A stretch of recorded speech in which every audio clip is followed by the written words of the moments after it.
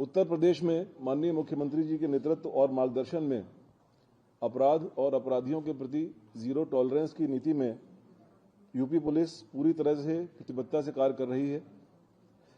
Zero tolerance की इस नीति के तहत ही उत्तर प्रदेश पुलिस ने न केवल 25 करोड़ लोगों की सुरक्षा उपलब्ध कराने की, बल्कि सभी पर्व और त्योहारों को शांतिपूर्वक संपन्न कराया है और कराने में सक्षम है। सरकार के इन प्रयासों के क्रम में कुछ विशिष्ट चुनौतियां हैं, जिनका सामना करने के लिए उत्तर प्रदेश पुलिस ने एक मिशन अस्मिता लॉन्च किया था, जिसमें पूर्व में अवैध धर्म परिवर्तन के सिंडिकेट के कुछ अभियुक्त गिरफ्तार किए गए थे। इसमें मोहम्मद उमर गौतम, मुफ्ती जहांगीर आलम कासमी, इनको एटीएस ने गिरफ्तार किया था। इसी क्रम में हाल में छांगुर बाबा उर्फ जमालुद्दीन उर्फ जलालुद्दीन के अवैध धर्म परिवर्तन के सिंडिकेट को भी उसको पर्दाफाश किया गया। एसटीएफ के द्वारा और एटीएस के द्वारा उसकी इन्वेस्टिगेशन जारी है, जिसमें कई चौंकाने वाले तथ्य सामने आए हैं। यह अभियान जिहाद के नाम पर अंतर्राष्ट्रीय जिहादी फंडिंग प्राप्त करने, रेडिकलाइजेशन की कार्रवाई करने और राष्ट्रीय सुरक्षा में सेंध लगाने के उद्देश्य से अवैध धर्मांतरण, डार्क वेब और अन्य नेटवर्क के जरिए गंभीर अपराध करने वाले अपराधियों के विरुद्ध है। इसी कड़ी में जनपद आगरा में हाल में ही एक उल्लेखनीय कार्य किया गया है, जिसके बारे में अभी कमिश्नर पुलिस आगरा डिटेल में बताएंगे। इस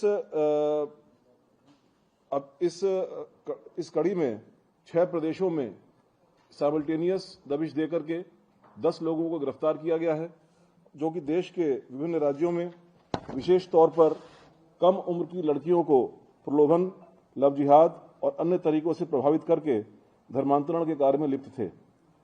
अवैध धर्मांतरण का यह मोडस ऑपरेंडी आईएसआईएस का सिग्नेचर स्टाइल है। अभी तक प्रारंभिक जांच में इस ग्रुप का संबंध पीएफआई से, एसडीपीआई से और पाकिस्तान के आतंकी संगठनों से भी होने के संकेत मिले हैं। जनपदीय पुलिस आगरा द्वारा की गई इस उल्लेखनीय कार्रवाई से इसमें अब आगे उत्तर प्रदेश की जो विशेषज्ञ एजेंसियां हैं, एसटीएफ और एटीएस, उनको भी शामिल किया गया है और आवश्यकता अनुसार अन्य राज्यों के पुलिस और केंद्रीय एजेंसी से भी समन्वय स्थापित किया जाएगा। अभी तक इसमें कनाडा, अमेरिका, लंदन और दुबई से फंडिंग के और उनके संलिप्तता के उनके वहां पर रह रहे कुछ लोगों के साथ में संलिप्तता के सबूत मिले हैं, जिसके आधार पर आगे की कार्रवाई की जा रही है। धन्यवाद। एसएसपी आगरा। इस महीने मार्च माह में आगरा में 2 सगी बहनों की गुमशुदगी। आप इधर आ जाइए, इधर आ जाइए।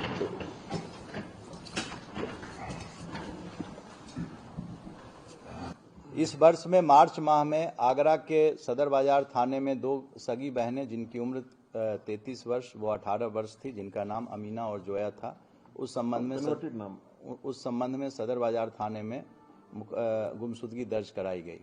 इस प्रकरण की गंभीरता को देखते हुए उसको जो एनबीएस की धारा है 87, 111, 3, 111, 4 जो बीएनएस हमारी है भारतीय न्याय संहिता, उसकी इन 3 धाराओं में और 3/5 उत्तर प्रदेश विधि विरुद्ध धर्म संपरिवर्तन प्रतिषेध अधिनियम 2021 जो बनाया गया धर्म परिवर्तन के लिए, इसके अंतर्गत मुकदमा रजिस्टर्ड किया गया सदर बाजार थाने में। तत्पश्चात जो हमारा साइबर थाना है, साइबर थाने में इसको ट्रांसफ़र किया गया और इसके बारे में पूरी जानकारी डीजीपी सर को और एडीजीएलओ सर को दी गई। इसके बारे में घटना के जब हम लोग तह में गए, जब इसको दिया गया, इसीलिए साइबर जो हमारी साइबर थाना है उसको, तो घटना के तह में जाने पर पता चला कि कई प्रदेश में कम से कम 6 प्रदेश ऐसे थे जहां पर जो लोग बैठे हुए थे, वहां पर ये लोग रेडिकलाइजेशन को बढ़ावा दे रहे थे, लव जिहाद में संलिप्त थे और इसकी फंडिंग विदेशों से होती है, जैसा सर ने बताया कनाडा से, यूएस से इनकी फंडिंग हो रही थी। घटना की इसको गंभीरता को देखते हुए डीजीपी महोदय के निर्देश पर मेरे द्वारा स्वयं इसका पर्यवेक्षण किया गया और एडिशनल डीसीपी हमारे एक आईपीएस ऑफिसर्स थे, वो इसको डायरेक्ट उन्होंने देखना शुरू किया और प्रतिदिन इस पर हम लोगों ने काम करना शुरू किया। घटना के संबंध में साक्ष्य जुटाने के बाद जो प्रकाश में 7 अभियुक्त आए थे उनके खिलाफ हमारे जो न्यायालय है आगरा की न्यायालय से उनके खिलाफ NBW वारंट लिया गया तथा बंगाल, गोवा, उत्तरांचल, उत्तराखंड, दिल्ली, राजस्थान और वह उत्तर प्रदेश में 11 जगह पर हमने अपनी टीम को भेजा, जिसमें 45 से 50 लोग हमारे थे जो कि इस रेड की टीम में गए थे। इस पूरे ऑपरेशन के क्रम में हम लोगों ने 10 अभियुक्तों को अरेस्ट किया, उनको गिरफ्तार किया। इस नेटवर्क में लव जिहाद का उपयोग कर तथा विदेश से प्राप्त धन से धर्म परिवर्तन व रेडिकलाइजेशन के हमारे पास सबूत और साक्ष्य मिले हैं और यह प्रणाली जो है वह ISIS का जो सिग्नेचर तरीका होता है, जो उसका प्रतिरूपण है, जो ये करते हैं, वो ठीक उसी तरह से इस चीज़ को किया गया है। गिरफ्तार अभियुक्त का पूरे नेटवर्क में सबकी अपनी अपनी अलग अलग भूमिका है। किसी की भूमिका इसमें जो पकड़े गए हैं 10 लोग, किन्हीं का काम फंड प्राप्त करना है, किसी को उस फंड को चैनलाइज करना है, किन्हीं को सेफ हाउस उसको मुहैया कराना है, लीगल एडवाइस देने के लिए इनकी एक अलग टीम थी, नया फ़ोन और नया सिम देना, लोगों को प्रेम जाल में जो लोग उनको अपने पास फंसाते थे फिर उनकी शादी कराने के लिए और धर्म परिवर्तन के लिए सब्जबाग दिखाकर प्रेरित करने के लिए और उसके संबंध में जो डॉक्यूमेंट्स होता है, पेपर तैयार करना, ये सभी ये जो ग्रुप थे इसमें ये शामिल थे। अभी विवेचना हमारी शुरुआती स्टेज में है और जो अभियुक्त हमारे आए हैं NBW पर उनका हम लोग आगे पुलिस कस्टडी रिमांड लेंगे और विवेचना फिर आगे की जाएगी। Thank you.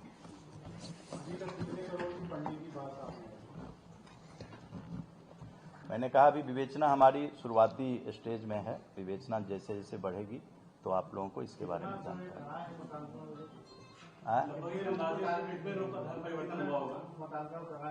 मतांतरण जो अभी तक की जो हमारी जानकारी है उसमें जो इन लोगों से अभी तक शुरुआती पूछताछ हुई है तो इसमें सैकड़ों लोगों के नाम इसमें आए हैं। अलग-अलग प्रदेशों से ही हैं? जी, अलग-अलग प्रदेशों से। जी, 6 प्रदेश मैंने नाम बताया, उन जगहों से।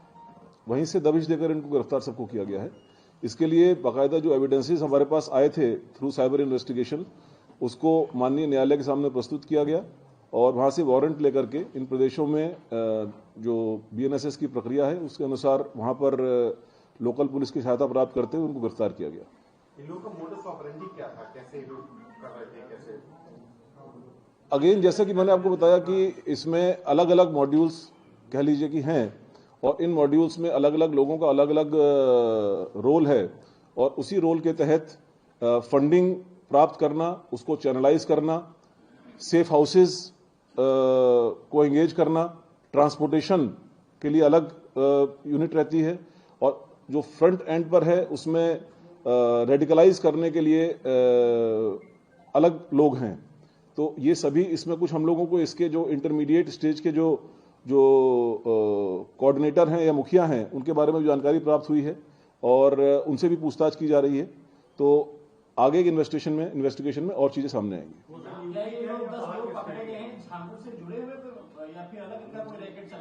ये अभी तक दोनों के बीच में कोई कनेक्शन सामने नहीं आया है।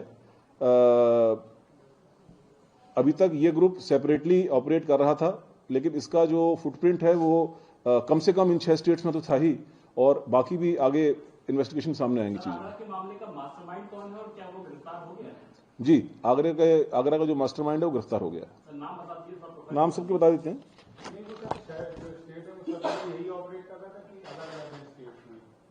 नहीं, ऐसा है ना, जैसे कुछ लोग जो बैक एंड पर कोऑर्डिनेट कर रहे थे वो कॉमन है। अब जो सामने रेडिकलाइज करने का काम या प्रभावित करने का काम कर रहे थे तो वो डेफिनेटली वो अलग अलग जगह पर अलग अलग लोग हैं, बट उनके पीछे जो कॉमन नेटवर्क है वो वहां पर मौजूद है। अभी तो मैं उनके सिर्फ आपको नाम बता देता हूं क्योंकि उनका हम लोग आज पुलिस कस्टडी रिमांड ले रहे हैं, it's public knowledge, public document, but subsequent आगे जब जानकारी प्राप्त होगी तो बाकी डिटेल बताऊंगा। इसमें गोवा से आयशा उर्फ SB कृष्णा, कोलकाता से अली हसन उर्फ शेखर राय, कलकत्ता से ओसामा, आगरा से रहमान कुरैशी, मुजफ्फरनगर से अबू तालिब, देहरादून से अबुर रहमान, जयपुर राजस्थान से मोहम्मद अली, जयपुर से जुनैद कुरैशी, दिल्ली से मुस्तफ़ा उर्फ मनोज, जयपुर से ही मोहम्मद अली, ये 10 लोग गिरफ्तार हुए।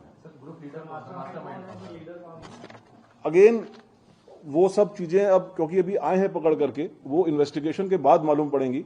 बट इसमें से कुछ लोग डेफिनेटली एक हायर लेवल पर कोऑर्डिनेट कर रहे थे, बट इनके आगे भी कोई था कि नहीं था। फंडिंग वगैरह के नाम हमारे पास आए हैं, कुछ जो अकाउंट्स की डिटेल आए हैं विदेशों के, उनके डिटेल्स आए हैं, उनको हम लोग फर्दर एक्सप्लोर कर रहे हैं, इन्वेस्टिगेट कर रहे हैं, तो उसके बाद आगे मालूम पड़ेगा क्या पूरी पोजीशन है। ये जो धर्मांतरण का रैकेट था, ये क्या खाली आगरा तक सीमित था या उत्तर प्रदेश के बाहर भी लोग धर्मांतरण करा रहे थे? अगेन ये सब हमारी प्रिलिमिनरी इंक्वायरी है, अभी प्रिलिमिनरी स्टेज पर है अभी इन्वेस्टिगेशन। तो जो इनसे जो प्रारंभिक बातचीत हुई है, उन्होंने इस चीज को काफी जगहों पर करना और उसमें कई लोगों को सक्सेसफुली कन्वर्ट करने की बात स्वीकारी है। उनको वेरीफाई किया जा रहा है और वेरिफिकेशन के बाद जो एक पुख्ता जानकारी होगी आपसे शेयर की जाएगी। इस तरह के मामले लगातार आ रहे हैं, छांगुर वाला पकड़ा गया, अब ये गैंग पकड़ा गया, तो इसकी रोकथाम आगे बढ़ते हुए संगठित अपराध की तरह होगा, तो इसकी रोकथाम के लिए क्या पुलिस क्या करेगी? यही तरीका है, जब आप एक संगठित गैंग को पकड़ते हैं तो उसका पूरा नेटवर्क एक डिस्टर्ब होता है और उसमें फाइनेंसिंग से लेकर के कोऑर्डिनेशन का जो काम वो लोग करते हैं पीछे, उससे लेकर के सारी चीजें डिस्टर्ब होती हैं। सबसे इफेक्टिव तरीका किसी भी ऑर्गेनाइज्ड क्राइम को पकड़ने का उस क्राइम की गहराई तक, सतह तक, तह तक जाना और उसके पीछे सम्मिलित जो अपराधी हैं उनका पर्दाफाश करना, उनके विरुद्ध वैधानिक कार्रवाई करना है। वही कार्रवाई की जा रही है। पकड़ा गया है, कोई नाम है पर्टिकुलर जो गैंग आगरा में चल रहा था, उसका कोई पर्टिकुलर नाम है? नहीं, ये गैंग उस तरह के नहीं है कि जैसे मान लीजिए कोई अगर कोई एक कन्वेंशनल क्राइम होता है, कोई डकैती का क्राइम है या कोई एक्सटॉर्शन का क्राइम है, तो उसमें एक नाम से, क्योंकि वो नाम के आधार पर ही उनका वो काम चलता है। यहाँ पर तो अपनी पहचान छुपाते हुए या अपनी बात को छुपाते हुए वो आगे काम करते हैं। तो ऐसा कोई गैंग का नाम नहीं है, बट जो गैंग के सदस्य हैं, जो भी इस पूरे ऑर्गेनाइजेशन, इस ऑर्गेनाइज्ड क्राइम के सदस्य हैं, वो काफी टाइम से ये काम कर रहे थे।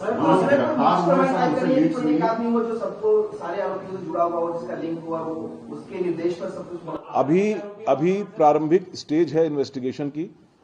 डेफिनेटली इस फूड चेन में ऊपर कुछ लोग होंगे।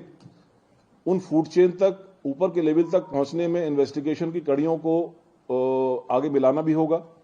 उसमें इनकी इंटरोगेशन रिपोर्ट्स भी तैयार होंगी, उनकी इंटरोगेशन भी होगी, चीजों को वेरिफिकेशन भी होगा और उसके बाद ही जो आपका प्रश्न है उसका आंसर मिल पाएगा। जो लोग गिरफ्तार हुए उनसे कुछ लीड्स मिली है कि? जी हाँ, कुछ लीड्स मिली हैं।